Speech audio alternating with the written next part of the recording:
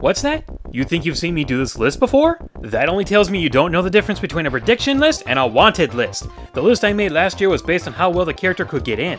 Now you'll see who I actually want as a playable character in the next Super Smash Bros. Game. To make a few things clear, this list has quite a number of rules, such as this list will not contain any characters that have already been playable, will not contain any characters from the Metal Gear Solid or Sonic universe, doesn't have anyone from the Forbidden 7, won't have Sora since I just don't think he's likely even though I want him in, and while I wanted to have only Nintendo characters on this list, I just couldn't leave some of the third-party characters who follow the two rules out of this video. So if you've got a problem with more third-party characters, well then you've got a problem and it sucks to be you. Alright, let's start it off! Assist trophies were a good idea on paper. Let characters who never have a chance to be playable somehow make it into the fray. Of course, it also felt like a kick to the crotch to see characters who should have been playable reduced to this state. I'm not too familiar with Isaac and Lynn, but the ones I am familiar with, I'd like to see as playable characters. What say you, Little Mac? Little Mac would be an interesting addition to the roster. Being a boxer, all his moves could be based around punches, which would mean he could only use his legs to move. Hey, he could even take a page from Ness and Lucas by using the moves from the opponents he's fought, from his games. Think about it, this could be a teleportation recovery move, or this could be a charge special move.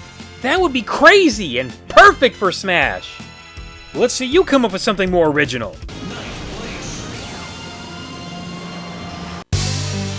Okay, stop! We've all heard the complaints. Ridley would be too big for Smash. Ridley would be too cheap for Smash. Ridley was already a boss, so he can't be a playable character. All those arguments are pathetic, and I'll be very happy to show you why. The first one, his size means nothing, because you could scale him down. They scaled down Bowser from his original size in the Mario games, and they even scaled up a few characters as well.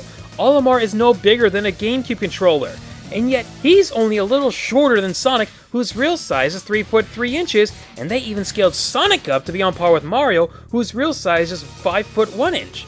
Not to mention that Ridley was scaled down in the intro for Melee, and most of the texture hacks of Charizard looking like Ridley make him look believable. Now if you say that Ridley is too cheap, well that means that you would do a very poor job of designing moves for him. He could use his claws and wings for standard attacks, his speed and tail for special attacks, and can charge up the B button for a special fireball attack.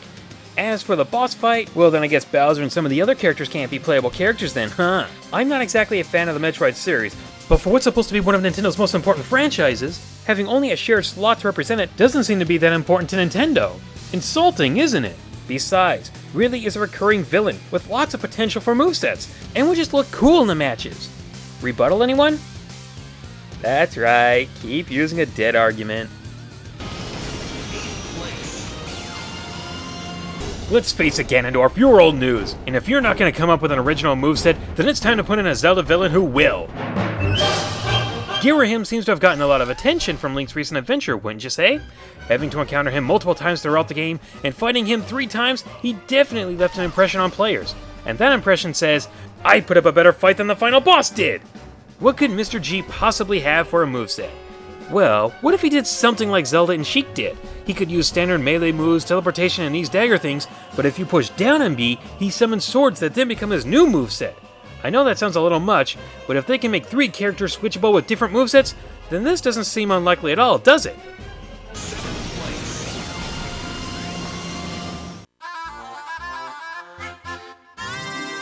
The third and final big bad enemy on my list needs to be DK's longtime adversary, King K. Rool. The Tikis? What are they gonna do, float around and make music? No. That's what assist trophies are for. You gotta put in the alligator who can do so much more.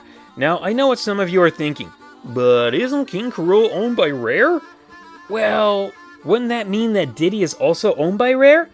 Look, everything in the DK universe is owned by Nintendo, even if Rare made most of the characters.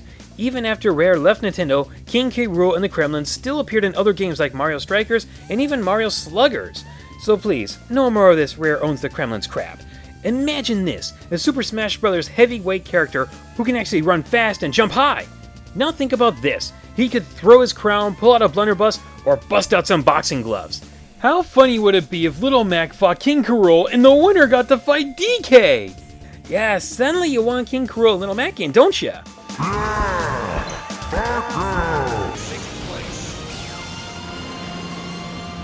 With Namco co-developing the next Super Smash Bros., many fans have already assumed that PacMan would be Namco's choice of representative if Namco put in a character.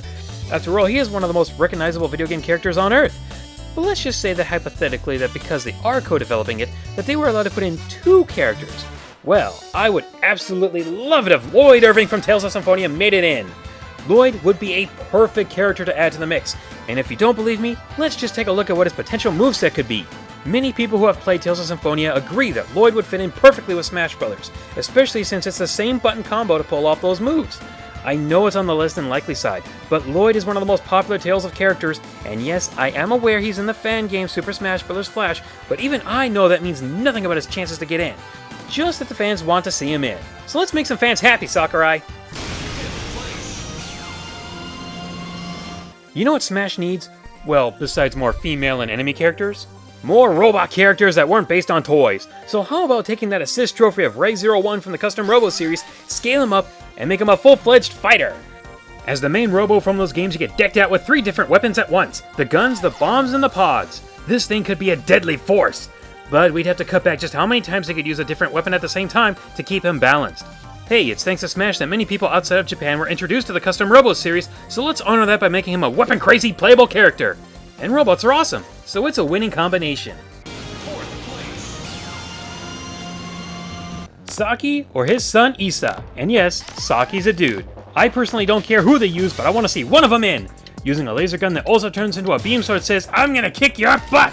Now obviously, their laser guns couldn't be as powerful as they are from their games, and they couldn't fire that fast, so they'd have to be toned down if one of them got in. But if they can do it to Samus, then this shouldn't be too much of a stretch.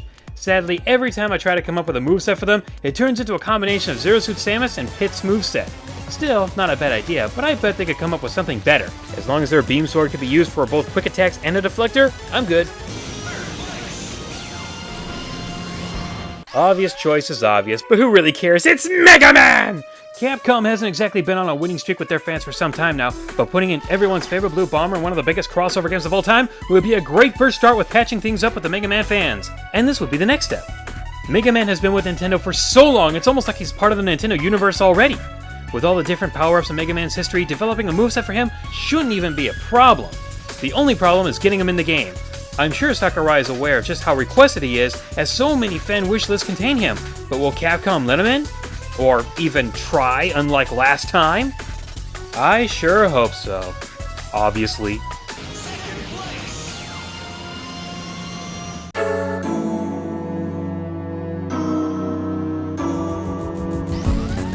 At one point, Bomberman seemed like such a high candidate to be a third-party representative in a Smash Bros. Game.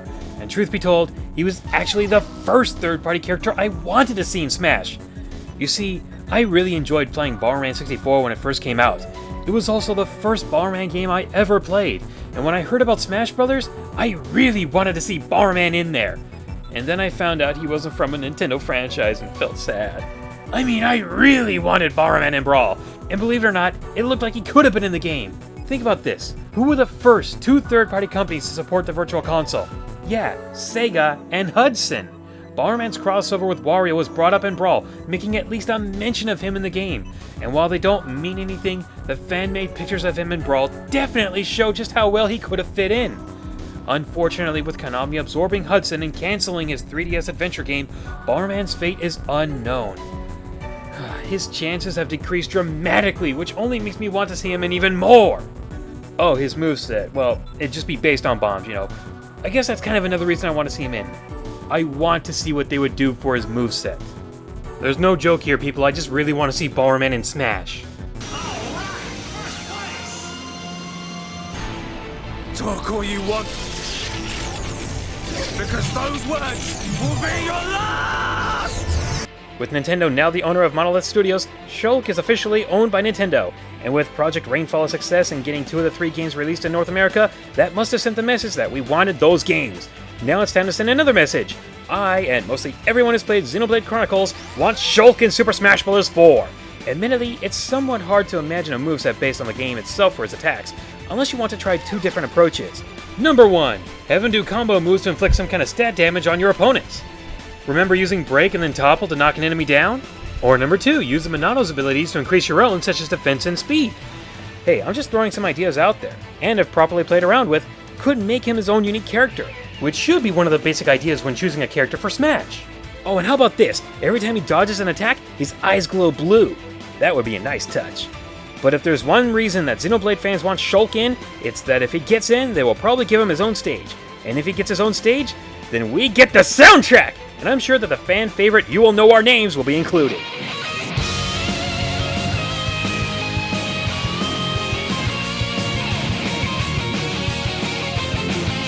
You know you love it!